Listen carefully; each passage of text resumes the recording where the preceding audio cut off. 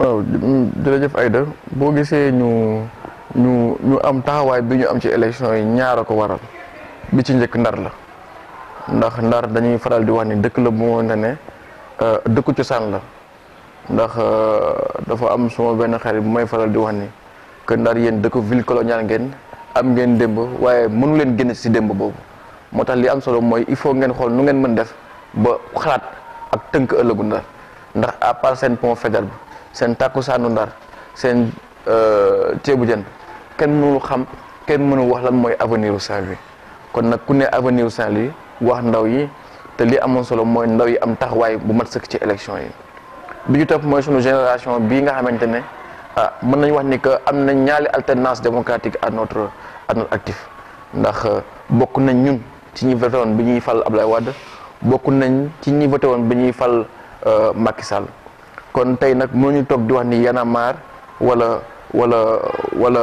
Barça mbaa Barsax je pense que li gën a am solo mooy que ñu am taxawaay bu bees parce que bu ñuy wax rupture wala di wax changement day commencer su ñun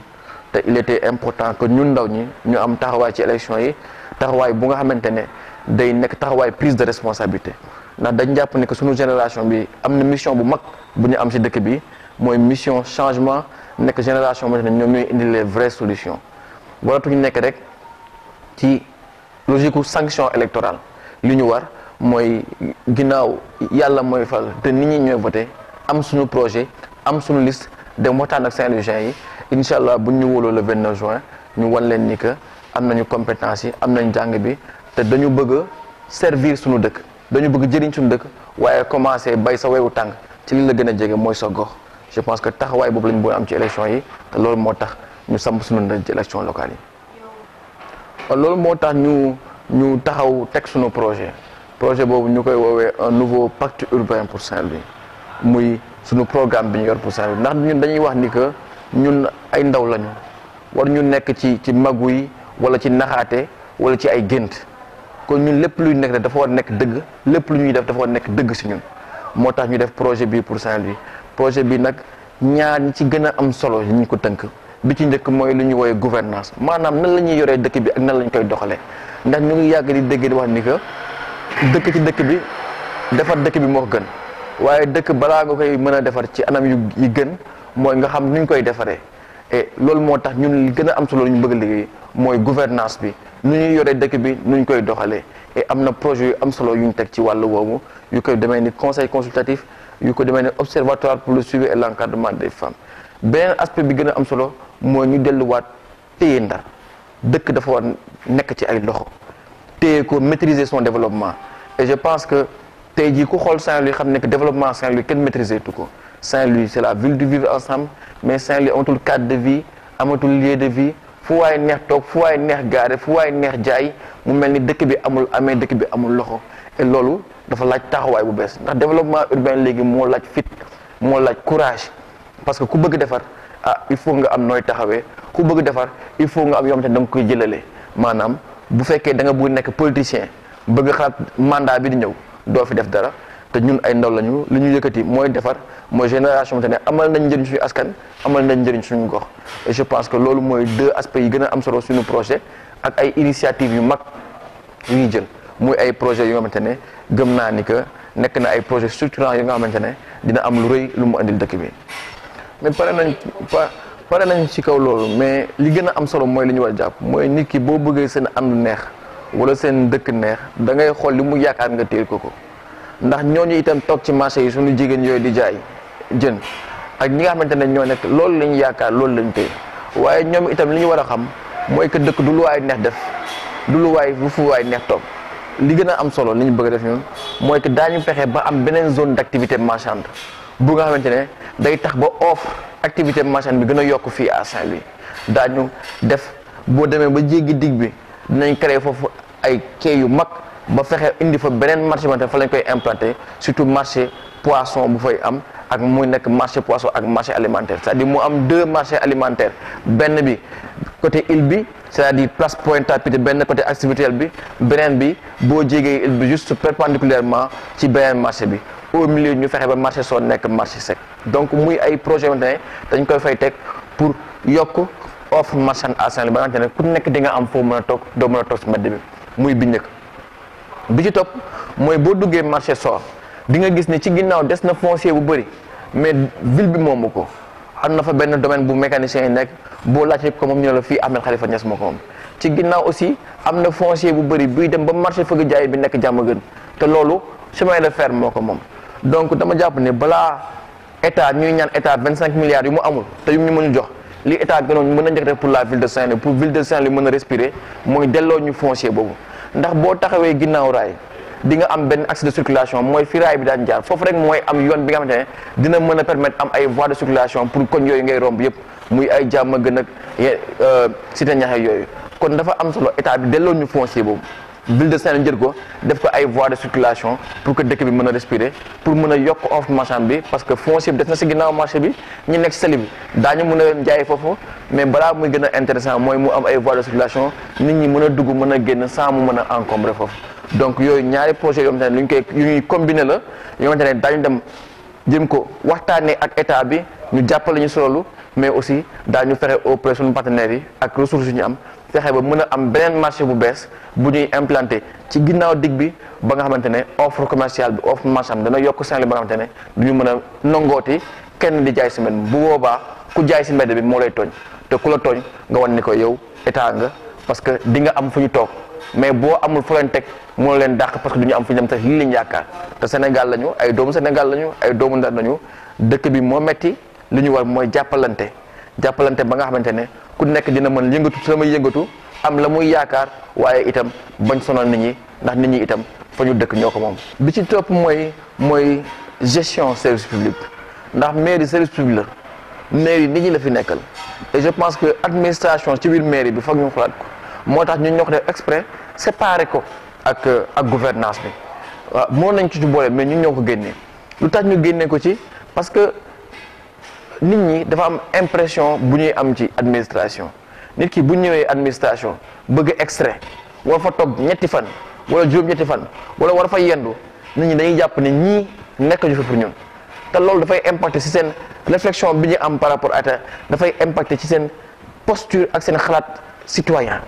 parce que dañ ñaan man damay fay suma ay impôt mais ñii ma koy jox amaluñu ma njëriñ te loolu mooy gën a danger bi gën a mag bi nga xamante ne mooy gëte état parce que état pacte de confiance la état pacte social la te nit ñi bu ñu amee impression que administration nekk ñu fi ñoom rek dafa am yeneen taxawaay yu ñuy am te du baax ci pour administration du baax pour état bi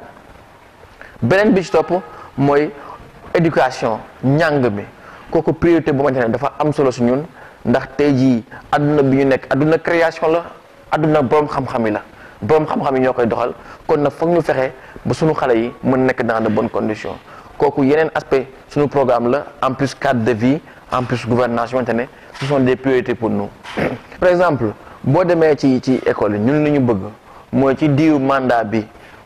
bi buy jeex bu fekkee doomu ndari wóolu nañu daañu fexe ba lépp lu fiy école primaire Saint-Louis ñu defaat ko bu baax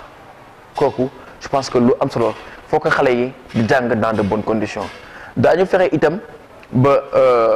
indi fi lu nga xamante ne amu fi woon mooy culture de l'excellence récompenser les meilleurs enfants fexe indi sport à l'école je pense que on doit donner vie à nos écoles et je pense que loolu priorité bu am solo yooyu ay exemple lu ñu mën a def la te incha allah bu ñu Saint-Louisien wóolu dañ ko appliquer. waaw plan de la santé je pense que ñun li ñuy def mooy liggéey ci centre de santé yi nekk fii Ndar parce que boo demee gox bu mel na Pikine li muy rëy benn centre de santé moo fa nekk et tey Pikine mu ngi polariser lu toll ci presque 90 000 personnes je pense que nekk na zone bu nga xamante ne war nañu xoolaat centre de santé bi équiper ko renforcer ko agrandir ko def fa benn wala ñaari spécialité pour que spécialité mën jege citoyens yi boo ñu xaar ba élection ñëw ñu jël benn ambulance muy wër ñu naan gériatrie pour jege population yi je pense que il faut que ñu fexe ba spécialité jege population yi bi ma demee poste de santé bu Ngalel xam nga poste de santé bu Ngalel léegi dafa nekk maternité benn lii moo fa am te bi ñu ko def sancee ba léegi jigéen ñi daan jógee ci village yi di ñëw ba jël charrette ñëw ba ci télé bi jël oto war dem hôpital de Saint-Louis ñoom ñëpp léegi dañuy daw foofu moo tax dafa tuuti ba nga xamante ne que seen problème bi ñu njëkk am mooy fexe ba malade yi nekk ci village yi jigéen ñi accouché mën a egsi ci centre de santé mu Ngalel te loolu lii ma laaj leen fan ngeen ban problème ngeen am ñu ne ma problème transport bi te mairie bi am na ay ambulance nan la ñuy fexe ba ci biir mairie bi am un service de santé ba nga xamante ne yii ñuy am muy ay ambulance ñu fexe ba mu nekk chaque jour au quotidien à la disposition des populations. Je pense que dañ koy indi ci dañuy andi coppite bi njëkk si suñu biir organigramme mairie après bis topp fexe ba renforcer suñu centre de santé parce que de plus en plus ñu avancé de plus en plus Saint-Louis mu ngi am ay quartiers populaires comme ay Daaru comme ay Pikine il faut foofu am ay centre de santé et daañu fexe sanc ay poste de santé yu bees si gox yi daañu fexe ba renforcer li fi nekk. mooy li ma la wax il faut spécialité yi jege population yi mais dañuy fexe ba mu nekk ci centre de santé yi et je pense que loolu initiative bu ñu gis la il y a quelques jours est-ce que du initiative de campagne rek. Je pense que lu nga xamante ne la war na mën a nekk tous les jours et je pense que moo tax mel la il faut changement bi am ci biir organigramme mairie bi xam nga boo jëlee benn service buy liggéey spécialement ci loolu daañu am programme at bi yëpp fexe ba nga xamante ne daañu am une politique de santé mairie de Saint-Louis am une politique de santé et je pense que loolu moo tax ñu ne la li njëkk am solo mooy mu am changement ci biir organigramme mairie bi après organigramme mairie bi fexe ba nga xamante ne appliquer développer benn véritable programme de santé pour le mandat et planifier ba nga xamante ne à l'échelle de 5 ans 10 ans Saint-Louis aura en tout cas de grands centres de santé dans ces quartiers les plus populaires. loolu moo gën a tax xam loolu moo tax lépp lu may wax rek ma ni mandat bi parce que mandat bi dafa nekk mandat bu am solo parce que mandat bi dafa nekk mandat defaruwaat mandat taxawu parce que tey am na bor yu maire de Saint-Louis am. ci wàllu précole bi am na lu ñu woowee en termes de dépenses engagées non mandatées lan la ñuy fekk ci biir mairie bi kooku dina nekk interrogation bu mag si ñun moo tax lépp projet bi ñu am dañuy fexe ba nga xamante ne mu nekk loo xamante ne dafa réaliste ci mandat bi bien sûr daañu dem uti ay ressources additionnelles pour yokk li ñu am mais moo tax man ma ni il faut ñu xoolaat la gouvernance de cette ville là nu ñuy téye ville bi parce que boo toogee ba toog nga ne indi naa leen ay bus alors que di nga yokk sa carburant yokku jël ay chauffeur yokku sa mécanique nga leen c'est gratuit mais nit ñi dañuy jàpp ne que c'est gratuit moo tax ñu ne un pacte urbain pour Saint-Louis c'est-à-dire ñu fexe ba nga xamante ne dina am un rapport de confiance population yi xam ni que ñoom ñoo war a financer développement urbain mais balaa ñu koy def ñoom ñu xam ñu yëg ni que ñii fi nekk fii la ñu nekk pour ñun que li ñuy def pour développer suñu gox la et je pense que bu ñu amee pacte boobu nit ñi daañu participer et puis daañu am de bons projets yu ñu mën a jaay auprès des bailleurs daañu am une base de données de projets non pas des idées de projets mais de véritables projets yonte ne on va aller se battre pour trouver les financements parce que mandat bi moo ko laaj mandat mandat defarwaat la lépp lu fi nekk lu baax lu war a wéy dañ ko wéyal lépp lu fi nekk lu baax lu war a wéy dañ ko wéyal mais nag bu fekkee sa poste salaire sa masse salariale au niveau des temporaires day jógee de 2 millions dem ba 14 millions ni ngi toog ba ay le 13 le 14 le 15 kenn du leen fay dafay nekk problème parce que il faut ñu xam ni que état dafa am lu ñuy wax unicité de caisse maanaam keesu état ak keesu mairie benn la ba nga xamante ne état bu nekkee bu amee situation économique comme bi ñuy vivre day ngeen problème moins value ñu am en termes de recette mais dëkk bi lépp lu ñu am les gens payent ça en salaire et remboursement de dette tey jii boo jëlee engagé yenn dépenses yi sax après doo mën a suivre dina indi ay difficultés mais on va essayer de se battre ba nga xamante ne lépp lu ñu jàpp ne lii lu baax la pour population yi dañ ko maintenir mais en préservant équilibre financier mairie en préservant aussi priorité bi ñu am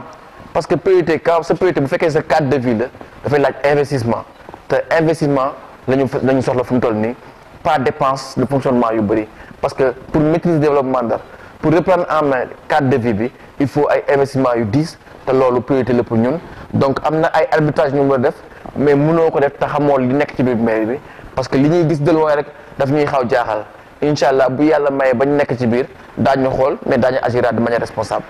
mën naa wax ni que am nañu ay chance de gagner coalition ëllëg si biir am na ay chance de gagner parce que amul de grands candidats ou de petits candidats pour man actuellement toutes les coalitions se valent xëy na nag am na ñu ëpp yi ñeneen ñi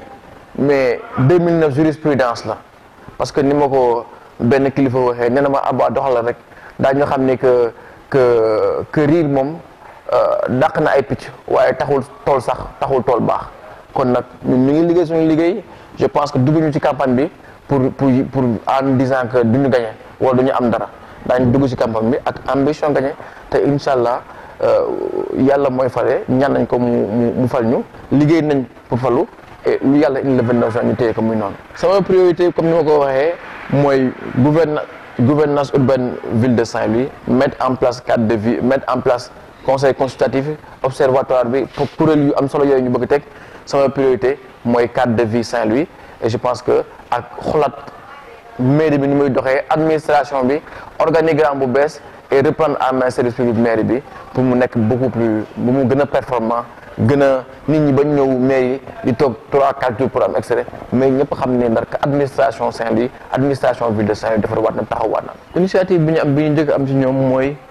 ñu jël seen ay responsabilités fa ñuy dogalee fa ñuy waxee fa ñuy xalaatee fa ñuy tënkee ñu nekk fa.